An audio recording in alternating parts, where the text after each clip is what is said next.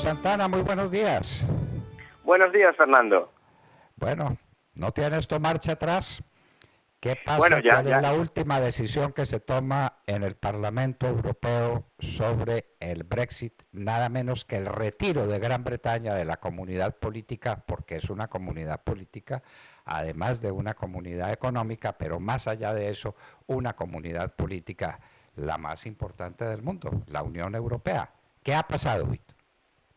Bueno, ha sido una situación, es la crónica de lo anunciado ya hace mucho tiempo, ¿no? Había muchísima gente que seguía creyendo que el Brexit no iba a pasar, pero al final hemos visto como el Reino Unido y el gobierno británico ha respetado la voluntad de su pueblo y ha salido adelante con esta decisión, y mañana será el último día de los británicos dentro de la Unión Europea, y también será mi último día de trabajo dentro de la Unión Europea.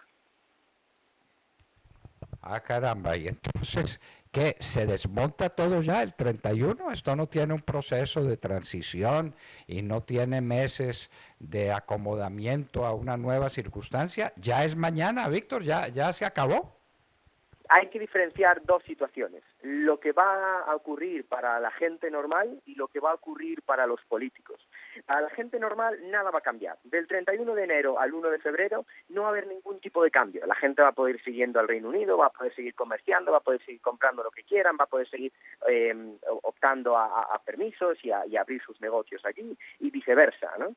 Pero para los políticos todo va a cambiar, porque a partir del 31 de enero a las 12 de la noche, el Reino Unido ya no tiene ningún tipo de participación política dentro de la Unión Europea.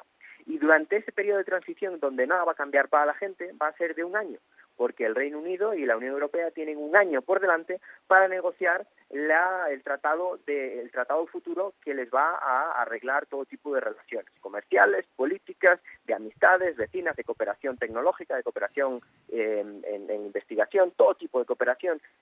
Y, por ejemplo, Colombia tiene con Estados Unidos unos tratados de libre comercio, unos tratados que regulan sus relaciones. Pues eso es lo que tiene que tener. Eso es lo que dentro de un año el Reino Unido y la Unión Europea tendrán cuando lleguen a ese acuerdo. Y entonces es lo que se abre ahora, este proceso de negociación, en donde el Reino Unido y la Unión Europea hablarán como iguales para descubrir cuál va a ser su mejor manera de relacionarse. Cuando todo este proceso de conformación de la Unión Europea empezaba, la Gran Bretaña o en la Gran Bretaña se alzaron voces muy enemigas de que hubiera una especie de cesión de parte de la soberanía británica en favor del Parlamento Europeo, de las autoridades europeas. La señora Margaret Thatcher era enemiga furibunda de ese tipo de cesión, aunque era amiga del mercado común europeo, que es otra cosa, eso tiene otro nivel, eso tiene otras circunstancias. Ahora se unieron las dos cosas, el mercado común y la parte política. Si entiendo bien, la parte política queda resuelta, ustedes se quedan sin empleo en el Parlamento Europeo, se van, mañana no habrá un británico en la Unión Europea, pero el tema económico queda en discusión, es decir, el del mercado común europeo. ¿Entendemos bien? Exacto. Exacto. Cuando el Reino Unido decidió entrar en la Unión Europea, que en aquel momento no era la Unión Europea, era la zona económica de comercio de Europa, decidieron juntarse, decidieron unirse a un espacio de libre comercio, un espacio de libre circulación de movimientos, de personas y de mercancías, pero sin una unión política, sin una bandera, sin un himno, sin unas instituciones, sin un presidente. Eso fue lo que determinó. Y poco a poco, con el tiempo, al ver los británicos que la Unión Europea se iba convirtiendo en un país, o que tenía las aspiraciones de convertirse en ese país, con la bandera, con el himno, con sus instituciones, fue cuando poco a poco fue creciendo las reticencias o las diferencias con la Unión Europea. Y eso fue lo que ha motivado que a día de hoy estemos viendo el Brexit. Un país como el Reino Unido, que siempre ha querido tener buenas relaciones con sus vecinos y la cooperación más absoluta, se ha visto expulsado de un mercado común, porque hay ciertas personas, ciertas élites, ciertas instituciones que quieren seguir avanzando en algo que parece ser, por el resultado de las elecciones de hace unos meses europeas, que la ciudadanía no está completamente detrás de esas ideas. Entonces, es lo que tenemos que ver ahora. ¿Esto puede suponer a lo mejor algún cambio de rumbo dentro de la Unión Europea para que la Unión Europea cambiando ciertas cosas, pueda contentar a los que están dentro, o la Unión Europea va a seguir el mismo camino que hasta ahora, y aumentando ese descontento también entre los que están dentro. A ver, Víctor, pensemos, ya la parte política queda descartada, se van y se fueron. Hasta mañana, pues, por eso, ya no hay nada que discutir. Pero no. La parte económica, la Gran Bretaña ha sido elemento fundamental, no solamente en la parte comercial, ojo, en la parte financiera. Yo soy de la generación de economistas que creció mirando todos los días cómo era la tasa LIBOR. El LIBOR era el referente. Claro, lo que se negocia en la City, eso no es cualquier tontería, ni eso era simbólico, ni eso era... No. En la City de Londres se manejaban los grandes negocios financieros de Europa. Entonces era los Estados Unidos y la contrapartida, que era Europa con la City. Y eso respondía a una realidad de mercado. ¿Cuánto vale el mercado, si es que hay alguna aproximación entre la Gran Bretaña y Europa dentro de esta comunidad? ¿Cuánto vale eso? ¿Qué significado? Sí, claro, diga. Para que te hagas una idea, el Reino Unido hasta ahora era el segundo contribuidor neto de la Unión Europea. A partir del 1 de febrero, la Unión Europea va a perder a su segundo contribuidor, es decir, al segundo país que después de Alemania ponía más dinero en las cuentas comunes para sacar adelante todos los proyectos.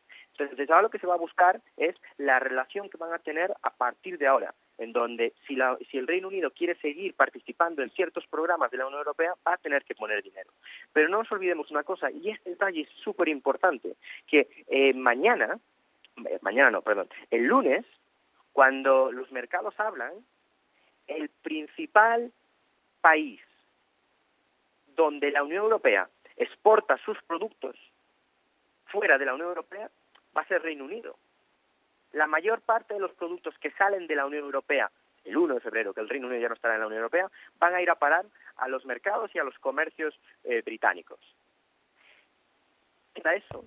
Quiere decir que es un enorme importador. Gran Bretaña es un enorme importador de Europa. Es un enorme importador de Europa. Y va a ser el primer mercado de la Unión Europea. Claro, y suponemos que una parte fundamental de todo el montaje de la industria británica está encaminada hacia los mercados europeos, hacia todo el mundo, pero en primer lugar a los mercados europeos. A diferencia del resto de los países de la Unión Europea, el único país que exporta más afuera de la Unión Europea que a sus compañeros de dentro de la Unión Europea a día de hoy es el Reino Unido. El Reino Unido exporta mucho más fuera de la Unión Europea que dentro de la Unión Europea. Por eso este tránsito de dentro de la Unión Europea a fuera de la Unión Europea seguramente no sea una catástrofe económica. Y lo digo con esperanzas que no va a ser una catástrofe económica para el Reino Unido, porque siempre sus mercados principales han estado fuera de la Unión Europea, lo cual es algo positivo para ellos. Pero lo importante son a ojos de la Unión Europea. A día de hoy la Unión Europea va a tener que negociar un acuerdo de libre comercio con el Reino Unido entre iguales. Y la Unión Europea va a tener que velar por los intereses económicos de los ciudadanos europeos. Y lo que mejor le conviene a los ciudadanos europeos es que poco cambie y que los ciudadanos europeos podamos seguir vendiendo productos al Reino Unido, porque es nuestro principal comprador fuera de la Unión Europea. Nada menos que eso, el cliente principal. Luego a Europa entera le interesa tener ese cliente. Pues a quién no le va a interesar tener el mejor cliente de todos. Claro que le interesa. La Gran Bretaña exporta principalmente a países por fuera de la Unión Europea. Nos imaginamos que China es un gran cliente, que los Estados Unidos lo será también. Y está pues la promesa de Trump de iniciar inmediatamente relaciones especiales con la Gran Bretaña para fortalecer su comercio binacional. De manera que esto no es literatura simplemente, ¿no? Desde el punto de vista político es muy grave, es muy importante. Ya se verá cómo se profundiza esto y cuál va a ser el impacto en la Unión Europea cuando pierda al segundo más importante de sus miembros. Pero en materia comercial esto puede ser gravísimo. Y en materia financiera, Hemos oído decir que varias empresas, o muchas o muchísimas, que están en la Gran Bretaña van a preferir trasladarse a otro lugar donde se mantenga la Unión Europea. Y uno se pregunta, ¿qué va a pasar con los esfuerzos que hay dentro de la Gran Bretaña, de alguna de las naciones que componen la Gran Bretaña, para quedarse en la Unión Europea y que están pidiendo referendos especiales de separación de la Gran Bretaña para quedarse en la Unión Europea? Lo que acabas de comentar de grandes empresas que están buscando un acceso al mercado europeo que ahora a día de hoy está en Reino Unido, esto es algo que se lleva diciendo desde incluso antes del referéndum que iba a ocurrir. Pero todo lo contrario, porque nada de esto ha pasado. Es más, ha habido muchísimas más inversiones dentro del Reino Unido que en el resto de la Unión Europea desde que ha ocurrido el referéndum. ¿Por qué? Porque las empresas están viendo la posibilidad que puede tener un gobierno que está prometiendo acuerdos de libre comercio con muchos países de fuera de la Unión Europea, con muchos países del mundo, y aparte una desregulación de su economía que va a permitir hacer negocios de manera mucho más fácil y pagar menos impuestos. Entonces tenemos que ver cómo se va, pero imagínate que la quinta economía del mundo vuelva a empezar desde cero a crear sus acuerdos comerciales, que tenga el apoyo de Estados Unidos, pero no solo el apoyo de Estados Unidos, que la quinta economía del mundo con el apoyo de Estados Unidos empiecen e intenten crear un gran acuerdo de libre comercio en el Atlántico, donde no solo afecte a Estados Unidos y al Reino Unido, sino también afecte a Canadá, sino también afecte a Brasil, sino también os afecte a vosotros en Colombia. Eso puede significar una revolución del libre comercio, y todos sabemos lo que trae el libre comercio, que es el bienestar y es más prosperidad. Pero cuando hablas volviendo otra vez al tema que tocabas de los referéndums secesionistas dentro del Reino Unido, la contestación de Boris Johnson hace menos de un mes, cuando la ministra de Escocia le pedía, la ministra de Escocia le pedía que le permitiese hacer un referéndum, Boris Johnson contestó muy claramente: nosotros como políticos estamos ahí para respetar la voluntad del pueblo. Hace unos años vosotros le dijisteis al pueblo que era una decisión de una generación, y el pueblo respondió consecuentemente a eso con una mayoría abultada a favor de quedarse del Reino Unido. Entonces, Boris Johnson le dijo que no iba a permitir otro referéndum, porque la promesa fue de un referéndum de una generación, que esto será algo que se tendrá que solucionar dentro, no ahora. Entonces yo creo que no va a haber ningún tipo de problemas. A día de hoy el Reino Unido está más unido que hace 5 años. Las elecciones de hace un mes y medio han dejado muy claro que el Reino Unido quería un Brexit, porque la mayor parte de las personas votaron por un partido que defendía el Brexit y además por un partido que defendía la unidad del Reino Unido.